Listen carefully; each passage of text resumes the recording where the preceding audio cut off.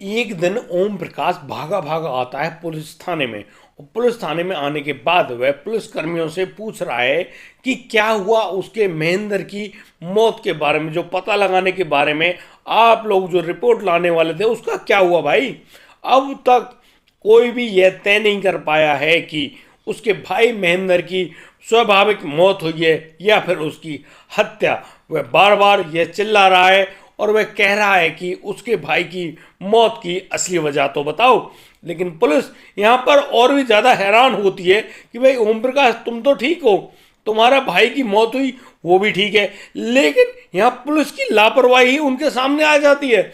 यानी कि जिस व्यक्ति की मौत के करीब 1 साल बाद ही जो रिपोर्ट आनी थी, यानी कि एक विसरा रिपोर्ट, उसके अंतर्गत पता चलता है कि मौत आखिर क्यों हुई है, लेकिन पुलिस अभी तक उस मौत के बारे में कोई भी रिपोर्ट जारी नहीं कर पाई है। आखिर ये पुलिस इतनी बड़ी लापरवाही कैसे कर सकती है। लेकिन दोस्तों, जुर्म को देखने वाले, जुर्म की ये सीरीज देखने वाले, पसंद करने वाले लोगों के दिमाग में बहुत सारी ऐसी बातें ज़रूर उठती होंगी कि यदि किसी जुर्म को किया जाए तो उसमें कोई भी सबूत ना छोड़ा जाए तो वह कभी भी नहीं पकड़ा जा सकता। लेकिन दोस्तों, आज की ये वीडियो उन लोगों की आंखें खोलने के लिए है जो लोग यह सोचते हैं कि क्या ऐसा हो सकता है, क्या वो कभी गिरफ्तार हो सकता है या फिर उसको पकड़ा जा सकता है। जी हाँ दोस्तों, आइए शुरू करते हैं पूरी घटना में क्या क्या हुआ है। नमस्कार, आदाब, सत श्री अकाल दोस्तों, स्वागत है आपका हमारे यूट्यूब चैनल किसी क्राइम के। और दोस्तों, आपसे वही प्यार भरी गुजारिश, दोस्तों आगे बढ़ने से पहले हमारे इस चैनल को सब्सक्राइब करना और नोटिफिकेशन की बेल को दबाना बिल्कुल ना भूलें। और दोस्तों, आज की घटना को शुरू करते हैं। दोस्तों, यह मामला आया है गाजियाबाद के पहलादगढ़ी क्षेत्र का। दोस्तों, यहाँ पर बहुत सारी कंपनियाँ चलती हैं। इन्हीं कंपनियों में एक काम करने वाला महेंद्र होता है। महेंद्र की 14 जुलाई 2022 को मौत हो जाती है ड्यूटी पर ही। यानी कि वह अपनी ड्यूटी पर बेहोश होकर गिर पड़ा है और उसके गिरने के कारण उसकी शायद मौत हो गई हो। उसके पोस्टमार्टम के लिए उसकी बॉडी को ले जाया जाता है और उसका बड़े ही अच्छे ढंग से पोस्टमार्टम किया जाता है। लेकिन यहाँ पर पोस्टमार्टम में कोई भी खास रिपोर्ट निकल कर नहीं आती है।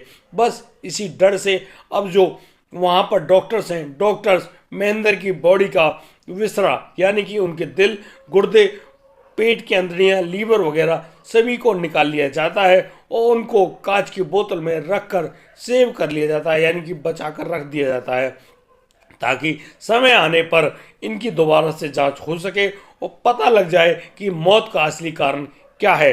दोस्तों, यहाँ पर उनकी बॉडी को उनके परिवार को सौंप दिया जाता है और अब महेंद्र का परिवार मान लेता है कि ये वाकई में महेंद्र की स्वाभाविक मौत है और बस वो लोग महेंद्र का अंतिम संस्कार कर देते हैं।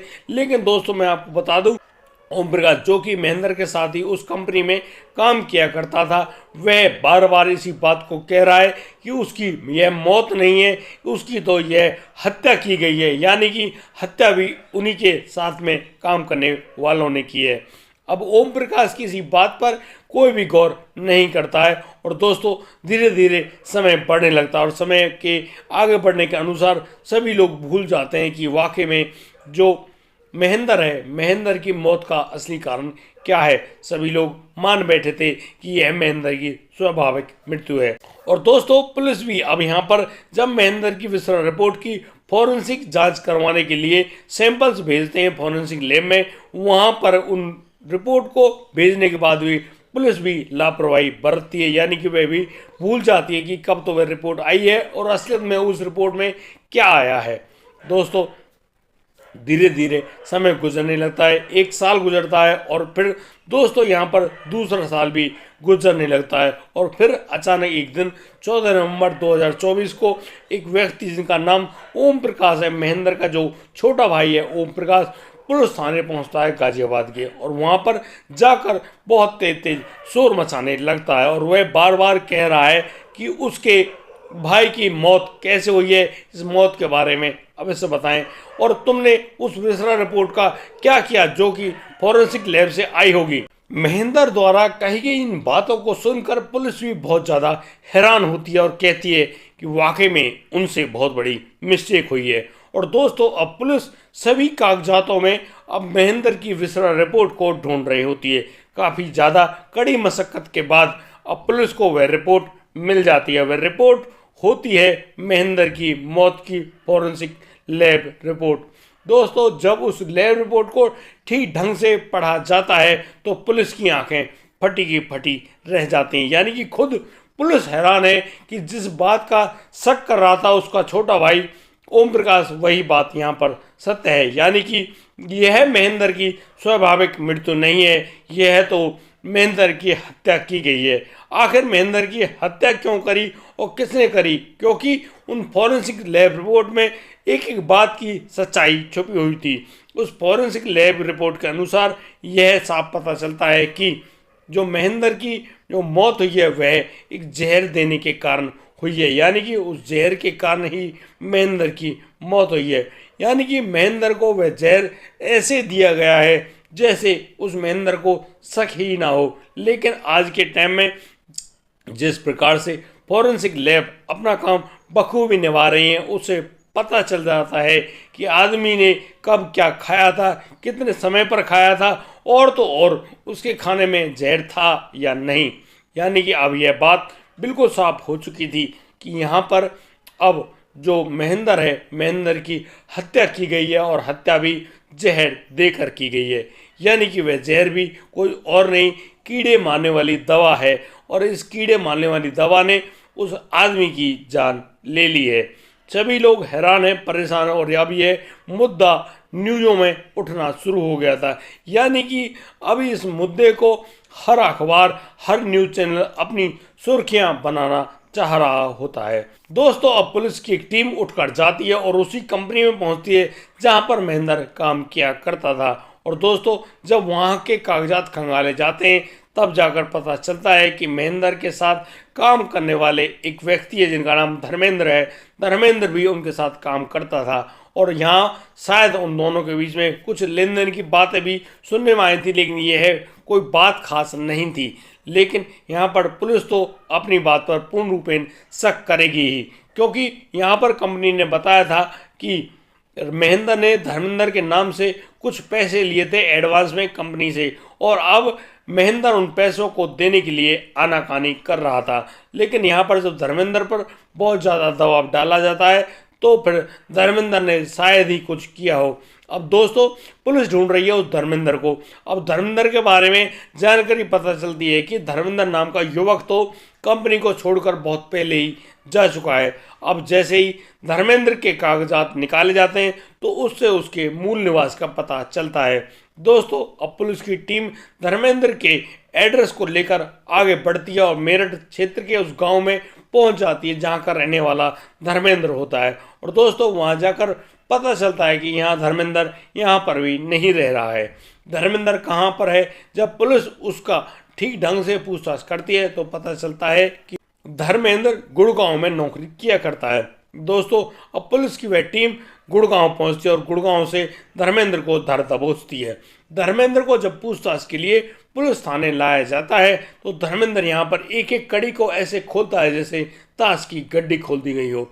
यानी कि यहाँ पर धर्मेंद्र बताता है कि वहाँ महेंद्र के और धर्मेंद्र की बहुत अच्छी दोस्ती थी और महेंद्र ने धर्मेंद्र के नाम पर करीब 50,000 रुपये उस कंपनी से एडवांस में लिए थे। लेकिन दोस्तों यहाँ पर उस महेंद्र ने भी किसी और व्यक्ति की मदद करने के लिए वो पैसे एडवांस में लिए थे। वह आराम से ड्यूटी तो कर रहा था और अपनी तनख्वाह भी उठा रहा था, लेकिन उन पैसों को वह चुका नहीं पा रहा था, क्योंकि महेंद्र ने जिस व्यक्ति के लिए ये पैसे लिए थे दरअसल वह आदमी बेईमान निकला और वह आदमी महेंद्र को पैसे नहीं लौटा पा रहा था। और बस इसी वजह से महेंद्र ने धर्मेंद्र को पैसे नहीं दिए और बस धर्मेंद्र उन पैसों को कंपनी में ठीक ढंग से जमा नहीं करा पाया।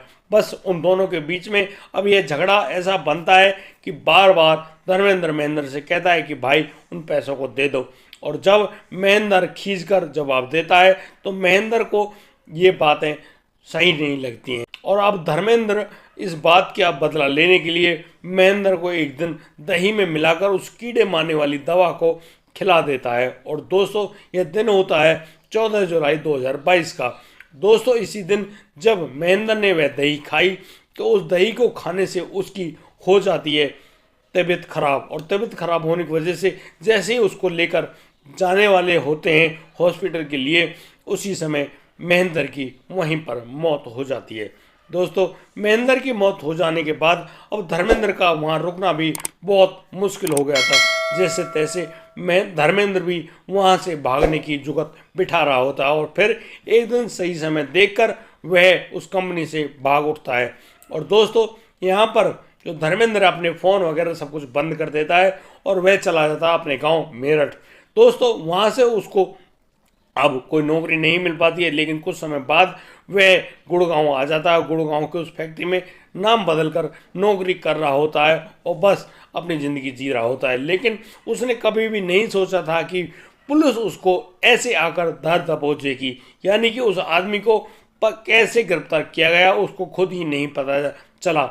यानी कि एक ऐसा आदमी जो कि जुर्म कर तो रहा था, लेकिन वह जुर्म के पीछे कोई भी सबूत नहीं छोड़ रहा था। लेकिन दोस्तों जैसा कि मैंने पहले कहा, जुर्म करने वाला कोई भी सातिर हो, वह चाहे कितना भी ज़्यादा बुद्धि लगाता हो और कोई भी सबूत ना छेड़ता हो, लेकिन उसके बुरे कर्मों का फल तो उसको अवश्य भुगतना पड़ता है। और दोस्तों जिस प्रकार से धर्मेंद्र गिरफ्तार हुआ, सभी लोग हैरान हैं, परेशान हैं। लेकिन पुलिस ने यहाँ पर काबिल तारीफ काम ये किया कि जैसे ही विस्फोट रिपोर्ट का खुलासा हुआ, अगले 8 दिनों के अंदर ही उसने धर्मेंद्र को धर दबोचा और उसको गिरफ्तार करके जेल की सलाखों के पीछे भेज दिया। दोस्तों आज की कहानी में सिर्फ इतना ही। अब दीजिए मुझे इजाज़त, मिलता हूँ कल, लाता हूँ एक और नया सनसनीखेज मामला। तब तक के लिए आप बढ़िया रहें, बेहतरीन रहें, अपना और अपने परिवार का बखूबी ख्याल रखते रहें। जय हिंद, जय भारत।